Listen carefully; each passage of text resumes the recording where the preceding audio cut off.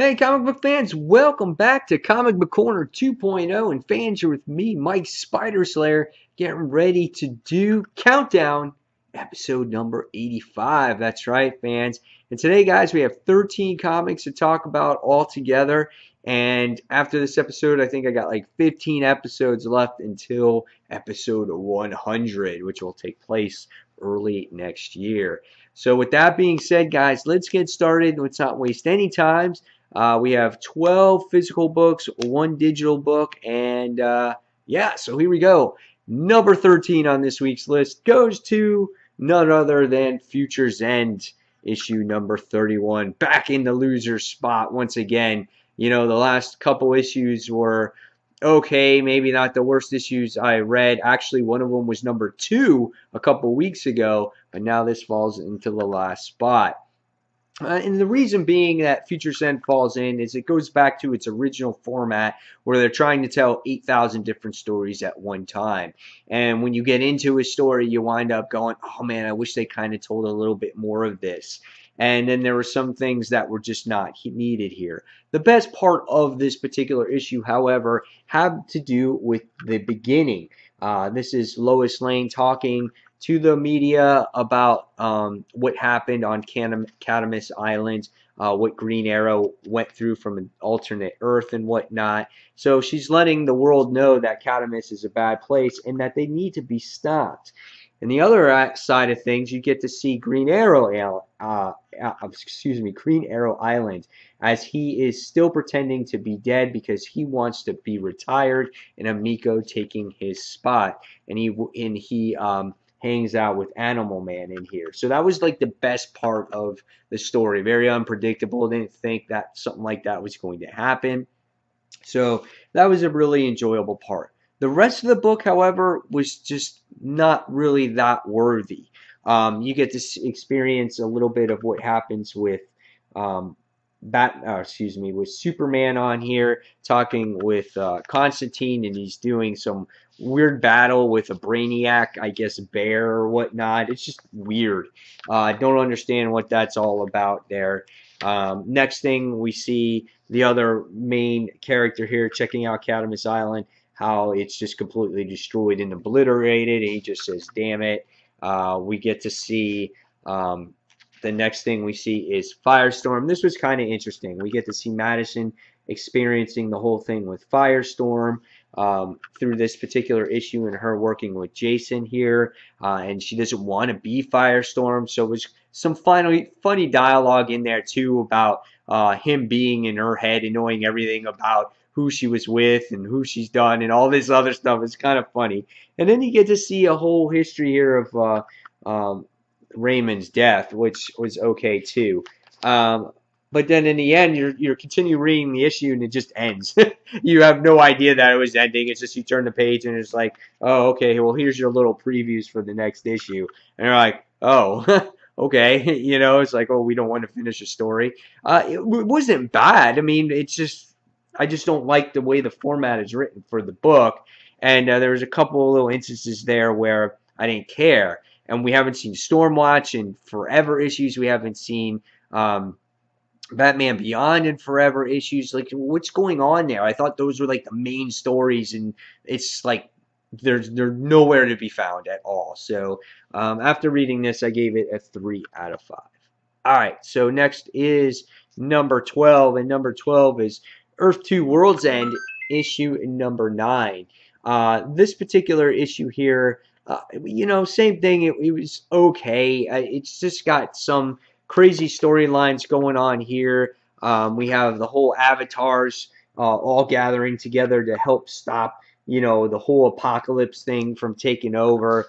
You know, art was a little bit inconsistent in this particular issue. We also get to see, you know, events that plays off of Earth 2 in this issue with Barbara as well. So that was kind of surprising in there. That's kind of what gave me the higher grade on this one, actually. And then you get to see that Superman is not dead, and that he's been feeding the powers that he has been feeding to Apocalypse. So that was a little bit interesting in there as well, and Lois interacting with him was kind of fun. The artwork was a little off, like I said, it was a little inconsistent. And by the time you got to the end of this issue, we get to see this whole battle erupting and Mr. Terrific going down Apocalypse. So again, okay, lots going on in this story. You know, just like the other weeklies, and it's just kind of frustrating because it's like I want him to tell a more solid, maybe one or two topics, and that's about it, and not so much, you know, so much story there. So I got a text message. Hold on, real quick.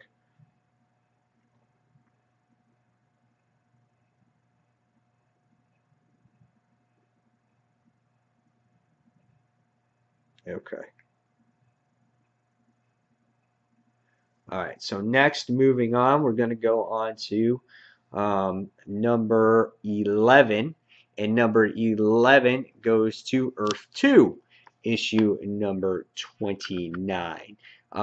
Yeah, this issue was kind of cool because it featured a little bit about Barbara Gordon and Dick Grayson and then their son. And we get to see Barbara here trying to escape these camps and things like that. And we had some person here that tries to save them. You think that they're going to be a rescue from them, and they wind up just taking them to a worse place. Kind of reminds me of like a different type of Harley Quinn here because she has this sledgehammer or whatnot, and kind of sets them up for this whole sacrifice to a what's it called? To a parademon in the particular issue, which was kind of interesting. It was a little bit different. There was this priest up there that was just worshiping everything that was going on. So it was like this whole end of the world apocalyptic thing that was happening here. And it was a quite interesting type of issue. The artwork was a little awkward for me at times. You know, what's his name? Tim looked like a little... Yeah, it looked a little lengthy in here, and it was just weird. Yeah, he looked like this here, so a little awkward. And then we wound up getting this as well. You know, him writing of, you know, the rescuer that came after him. He's like just awkwardly holding on to the female on here, right from behind. It was just weird stuff in there that just was like, okay, the artwork's not that great. But the story wasn't bad. It was a little interesting, a little different. So, yeah, it was okay. So, yeah, after reading this one, same thing, though. Same grade. Nothing outstanding. Nothing, you know, spectacular that really stood out. So, I'm going to give this one a 3 out of 5 as well. All right, so moving on to number 10, and number 10 was Angela, Asgard's Assassin, issue number 1. I said this in my haul video. This is a type of book that really doesn't fit my criteria. It's not my style. I don't read Thor all that often, even though I am reading the new series to see what it's about and who the new Thor is or it's going to be. I decided to give Angela a try. I did read her a little bit in the early 90s with Spawn and whatnot. And this really ties into more of that Asgardian type of stuff here. And, you know, the artwork was pretty good. This book is written by Gary Gillen, and I'm not a huge fan of his writing, especially after his run on Iron Man. I wasn't a huge fan of that. But again, the artwork was well done in here, and we get to see her be the warrior that she is. She takes care of certain things, and her debts have to be paid. And it really told a story here about her collecting her debt from, I guess she didn't want to take this child or whatever it was, and she would come back later on and settle the debt. And that was pretty much really what the issue was about. Nothing here that really sat and stood out for me going, wow, this was so great. I really had to get this issue, and I really have to get the next issue. It was just okay for me. And, you know, interesting artwork in here. It changed at times. And, but, you know, if you're an Angela fan, if you're a Thor fan, you might like this because it ended up with a pretty cool cliffhanger with Thor and the rest of the group back there. And, you might like it. So after reading this one, though, for me, same thing, only gave it a 3 out of 5 stars. I won't be picking up the second issue, only because it's just not my type of comic book. So, all right, 3 out of 5. All right, so moving on, we're going to go on to, I think we're at number 9. Number 9 goes to Realm War Age of Darkness, issue number 5. Now, this is a 12-issue series. It's once a month, so it takes place for a year. This really closes out the whole Grimm Fairy Tales, first story arc or first run, the first 100 issues, if you do say so. You get to see Selah Mathers in action in this series, going against the Dark Horde here and our Hibbocorp team members. In this issue, you get to see the continuation of that and her going against these crazy creatures.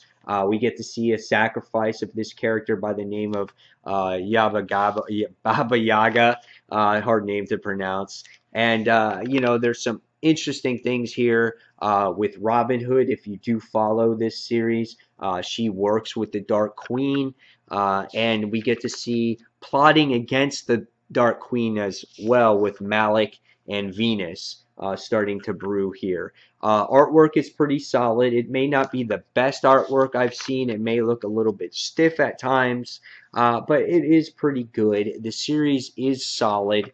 And after reading it, I'm going to, give this one a 3.5 out of 5 stars. Solid story. I give them credit for really going a whole year event on this particular book. So after reading it, yep, here's another great artwork page here. So after reading this one, I'm giving it a 3.5 out of 5 stars. If you guys are familiar with the Zenescope universe, you're going to get what's going on here. If not, this is not a time to jump on this. So again, 3.5 out of 5 stars for me. So number 8 this week is Thanos vs. Hulk. So when I was reading this book, I was trying to figure out where's the timeline here? Where's this fit? Because you can see that this is a different type of Hulk. He's not Doc Green, which is going on in all new Marvel now. That's what you want to call it. We've had so many different names for Marvel. But if you go and you read this book and you read it on the editor's note on here, it tells you when this takes place in the Marvel Universe. So just let you know, is it takes place before the events of Thanos, the Infinity Revelation, and it takes place during a time when Banner was working for S.H.I.E.L.D., which was Marvel Now. And so that's when all this kind of takes place here. This book is written by Jim Starlin, and he also does the artwork in here. One of the funniest things in here is same thing in this. The artwork is good, but facial expressions don't capture me that well, and the body movements are just like this, and they're kind of like like this, and a little stiff, and this kind of reminded me of a real like 80s type of book. There was a little bit of that factor in here. You get to see like these weird faces in here, just especially with like Iron Man and Maria Hill talking in this weird dialogue box. I'm just like, what's going on here? You got Pip the Troll that's involved in here because I think he was from the Infinity Watch as well. And it was kind of weird because Hulk just decides to go on a vacation, or Bruce Banner does. And Iron Man was looking for him, and Pip the Troll comes out of nowhere, transports him, and he tries to go, and he transports him to this weird spaceship type of thing, and they have this neurological thing, so when he transforms into the Hulk, he passes out. And he goes to, I forgot this guy's name, to this character's name. He has to bring him to him. So he can bring him to Annihilus. So that's really what the thing was. And, here's the whole chest hair thing going on with Hulk. Yeah. So Hulk's got chest hair going on there. And he brings him to here. Pip the Troll brings him to Annihilus so he can get his little chick back, his little girl here, which is Heater Honey. And they wind up going out, and they go to Starlin's, what's it called? Gin bar or whatever it was, which is pretty cool because it shows Starlin's name in there, so they throw that in there. And when you're reading the book, you get to see different. If you pay attention to it, you get to see the Guardians of the Galaxy in there. So you wind up get to see Gamora in a page, and you wind up getting to see Star-Lord. He's in there. He's thrown in there as well. Drax is thrown in there in a little panel if you catch him in there too. So they throw in a little bit of the Guardians of the Galaxy in there too. So and then the whole deal was made where Pip the Troll winds up throwing this whole deal together with about Hulk and what's going on with Annihilus and what's that. And Thanos takes it where he's like, I gotta be the baddest bad guy that there is. And by the time you wind up getting to the end of it, you wind up seeing that Thanos winds up going into this weird place that this cerebral thing brings the Hulk and Banner together, and Thanos winds up showing up there. So kind of weird book. It kind of takes place in a weird timeline, and kind of weird to see Banner and Hulk interact with each other in this weird negative zone type of area and whatnot. So will I be getting the next issue? Yeah, I probably will. I'll check it out. Had some comical moments in there. Had some little Easter eggs if you paid attention to it. So it was fun. I enjoyed it for what it was, and I gave it a 3.5 out of 5 stars. All right, so going forward now we go on to number 7, and number 7 goes to Grim Tales of Terror, issue number 5. This book was written by Meredith Finch this time around, and I thought the artwork was very well done. It was done by Joel Ojeda. And again, I did an in-depth review on this particular book, and this book always has that Tales from the Crypt, Twilight Zone, which is funny. I watched Twilight Zone the other day from 1986, and I happened to watch the one part in the movie where the little troll is destroying the plane, and the guy's freaking out because he sees the troll destroying this plane. I saw that part of the movie, so it reminded me of this comic. So, but it was just a good story here. It has a story about a mother who has a sick son in the hospital, and Death winds up telling the story to the mother about what's going on, a similar family of what has happened. And really it's about an abusive mother or whatnot has done something horribly wrong to her child. And it had this real creep show factor to it or whatnot, because it had this creepy little Marshall doll in there with this badge and all this crazy stuff that was going on, which I thought was funny. And by the time you wind up getting it to the end of this issue, we wind up seeing that the mother kind of gets everything thrown back in her face, and you wind up finding out as the reader that she's poisoning her kid. Now, we've seen that story before, but it was really cool to see in this issue because she was like the perfect mom. She was there for her dying husband. Now she's there for her dying son, and it's just like, it was so great to see Death figure her out and you tell her true story and experience something that that she got her own. She wound up dying in the end. So again, I think this is a great book. Grim Tales of Terror is always done by a different writer each and every month. The story is different, so you don't have to continuously buy the series each and every month unless you're a hardcore horror fan. There's no jumping on point. You can jump on anytime you want to. So this is why I recommend this. And someone pointed this out. I forgot who did. Pointed this out, but this is like a oh my god, Psycho cover on here, because you can see the mansion, you get to see the person right up there in the attic. Kind of reminds you of that. So really cool stuff. I really suggest to you guys, if you want something different that might be a little bit scary, read late at night in the bed, this is something that you might want to try. So this is Grim Tales of Terror, issue number 5. 3.5 out of 5 stars for me. Maybe 4 stars. Yeah, I'll give it 4 stars, because I think I gave it 4 stars on my initial review. All right, so going forward, we're moving on to number 6. Number 6, last time around, got number 1 on the actual countdown. This time it dropped a little because it was almost more of the same. And this time it goes to Penny Dora. Hopefully you can see that in the wishing box. which it's like a kid version of saying Pandora's box. So I love the title, and I really do like this series because it adds the element of mystery in here. And this issue does the same thing with Penny. She has her best friend Elizabeth over for a sleepover, and that's Elizabeth there, the little blonde girl. And she has her over for a sleepover, and she's really you know, really pressuring Penny to make wishes with this box to find out what they can get and what this box is. And Penny really doesn't want to find out. She's really hesitant about the whole thing because it could be something bad. And she tries to call her dad to find out if he delivered the box, and he didn't. Artwork is really good. It captures you with the facial expressions as you're looking. She's looking at the box here upside down on her bed, and you can see the box in the reflection of her eyes. She's looking underneath the bed, and there's great facial expressions. And it's all about the mystery with this series.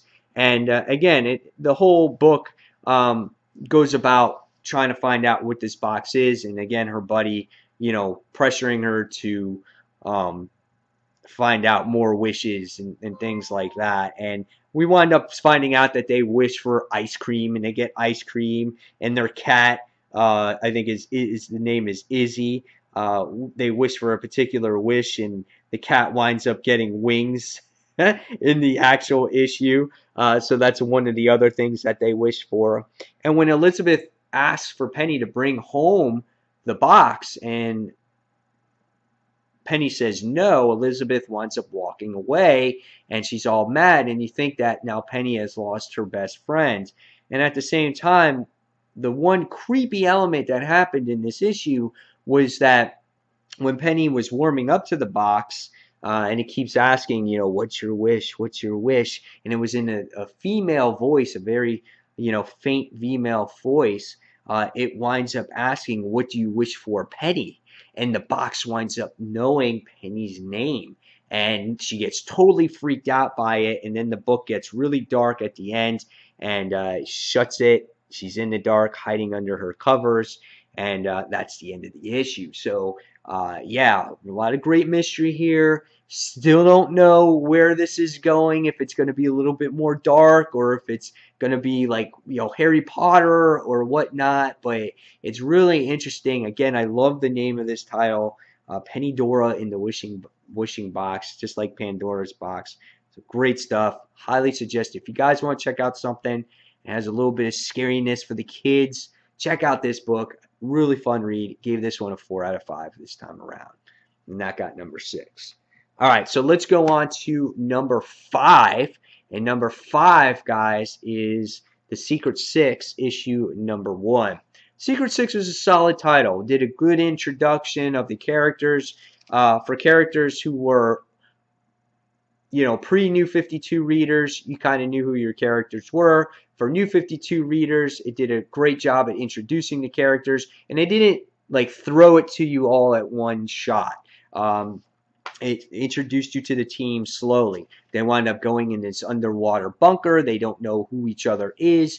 It kind of reminded me of Saul in a lot of a way, because they're forced to answer this riddle. They only have so much time. There's electric floors. If they don't answer the riddle, then they're going to be forced to kill one another. So it was a really interesting story. The one thing that got me in this book, though, was the artwork. The artwork really lacked for me. It was just sketchy. It seemed like painted.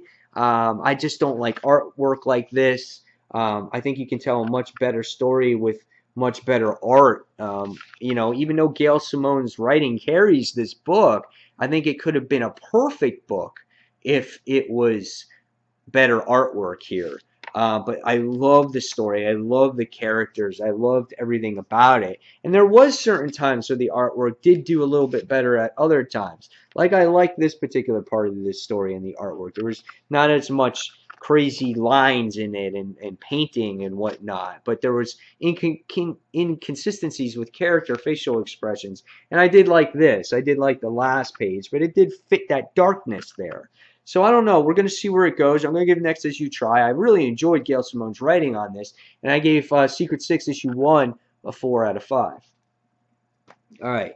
So moving on to number 4, and number 4 goes on to Chew, issue number 45. Chew, great book. Fold out cover with Pollo on here. You're kind of wondering, why is this issue all dedicated to Pollo? And you have, you get to see the aftermath of what happened with the whole Collector. I talked about it last time. The Collector is a kybiopath that collects all these powers from all these different people, and he winds up becoming the ultimate powerhouse. And what happens in this issue is you just get to see everyone recover here, going through, it's just damage control. And really crazy stuff. I mean, you get to see blood coming out of the emergency rooms. We get to see what their plans are next to stopping the Collector. And it's like these real elaborate plans from NASA going to the Collector's house and destroying his house with spaceships and ray guns and army soldiers and all kinds of stuff. And then you get to see John here, who was really damaged, but he's cybernetic here, and he winds up coming face to face with Tony, and it was a real deep moment between those two, because what happens, they've been partners for years, and Tony found out that he was being betrayed, and it was only really to protect him, but Tony doesn't get that, and you get to relive some of the moments that they've worked together. It gets like a Kool-Aid Man guy. They get to raise like a Snap Crackle Pop guy, if you guys remember Rice Krispies. So some crazy stuff here. And at the end of this issue, you wind up seeing something major that happens with Agent Pollo. And if you guys have read Chew from the beginning, you know that Agent Pollo, the killer cock or rooster, destroys everything and anything. And John just does something horribly wrong to Agent Pollo, and it's kind of sad. So, but great book. I really enjoyed Chew. A lot of things are starting to happen in this series now, because it's wrapping up in not a few issues, but around issue 60. So it's getting to that point where it's starting to climax a little bit more. So, but great stuff here, guys. Highly recommend Chew. I give this one a 4 out of 5. All right, next, going on to top three, number 3, and number 3 goes to, and this book must get number 3 every week. It just doesn't crack number 3 past number 3, or doesn't get number 1, but it's Hulk issue number 9. For once, I thought, oh, maybe the Hulk could do it, but unfortunately, this time around, I thought Hulk was kind of, it wasn't fillerish, but there was part filler story in here. And the filler part was the part with Kitty Pryde and Magic, because you get to see Doc Green make his, what's it called? You may see Doc Green go to Cyclops' team's hideout or whatnot at Weapon X, and he asked Kitty Pryde to get a tumor removed because the Extremis is, gives them such, I guess it heals things quicker, and it's created this tumor, whatever. There's always kinds of things going on with the Extremis brain, and so he was forced to get this tumor removed. And there were some great character moments with Magic, Kitty, and the Hulk. And just saying that Hulk has this briefcase, and when they removed the tumor, Hulk kind of went through this brain hemorrhage, and they were like, oh my God, did we just kill the Hulk? And it was just some funny stuff. But once that whole scene concluded, you get to see Doc Green's plan go in place to kind of bribe Banner to say that Doc Green is in control of Banner, and he bribes him with blowing up Betty, that there's a bomb at her house, and that he will kill her if Doc Green is not in control. So when he winds up going into dream state, you wind up seeing what is going on with him in his brain. And you get to see some things that could be happening in the future with Doc Green here. And he looks like this. So yeah, some really interesting stuff going on there. So when he wakes up, he's like, oh, I got this strange infatuation of growing a beard. So, yep. So you take that from what it's worth. But Great issue here. Next, it looks like he's going to go against Red Hulk, and I can't wait to see that issue where it goes. But first half was fillerish. Second half, you kind of see where can this actually go, and where's the psyche of the Hulk. And it's funny how Marvel's theme this past year, it all started with the good guys becoming bad. It started with Superior Spider-Man, kind of goes to the Superior Iron Man, how he was the good guy, and now he's kind of turned bad. Same with Hulk now. He was the good guy Avenger. He's twisted. You got Access, who's twisting all the guys around. So it's funny how this trend started with Superior Spider-Man, and now all your good guys are kind of twisted into bad guys. So it's funny how something starts a trend. So and it continues here with Hulk. So really good issue. Again, 4 out of 5. All right, number 2 on this week's countdown goes to Green Arrow issue number 37. Great issue here. This has a great mix of the TV show with the comic book. You get to see all kinds of things going on with Arrow, and I guess if you want to call him Merlin Malcolm in here as well, capturing Mia Darden in here. Great artwork, great action sequences that go on with this particular series. No real complaints. The only complaint I always had was just those goggles. He looks like he's wearing swimming goggles. But it was really fun, action-packed issue in here. You got this guy that's kind of in charge of the entire city. His name is John King. He's corrupting the whole city. Arrow has to try to stop him. Really fun stuff here with Felicity. She's great, just like she is in the TV show. And by the time you wind up getting into the end of this issue, Oliver Queen signs for a favor. He asks for a favor, and guess who comes to the rescue? Freaking Hal Jordan. How freaking awesome was that? That was awesome. It just, again, relives the old days of DC Comics with, when Green Lantern and Green Arrow would team up. And right away, third issue of this new creative team on here, you're bringing back classic characters with the Arrow feel, but having, classic team-ups as well. And that was such a fun issue. I really enjoyed this, and this is a great series. If you guys are not reading Green Arrow at this time, pick it up. Pick it up starting with issue number 35, and you guys will be on board, and you'll have a great time with it. Trust me on this one. So after reading this one, I'm giving this one a 4.5 out of 5 stars. All right. Number 1 book of the week goes to Wolf Moon, issue number 1. I love this book. I'm not a huge werewolf fan, but this book made me a werewolf fan. I just loved everything about it. What was so good about it, first of all, was the actual artwork. Okay, really dark, horrific, scary type of book. You get to see this crazy werewolf right from the beginning going after little animals and eating dogs and whatnot, and then it starts going after hunters. They starts tearing out intestines out of people, and throughout the issue you get to see more of this. I mean, you wind up seeing this guy. His name is Kyle. You see him in the bathroom. You see that he's getting all hot. He's sweaty. He's starting to, trying to cool himself off. He realizes that this transformation has happened before, and you wind up seeing him go through the transformation of the wolf. And you get to see the fangs come out. He starts ripping from his t-shirt. It's crazy stuff. And right away when that happens, he starts going to town. He starts destroying everybody. He starts gutting people from the back. He starts freaking slicing people from the freaking side like this. And then he winds up eating people from the top of the head.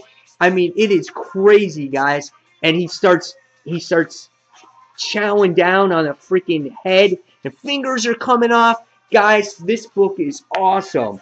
And so I got to go because I got this phone call. But guys, this is a sweet book. You guys have to try this one out. So phenomenal.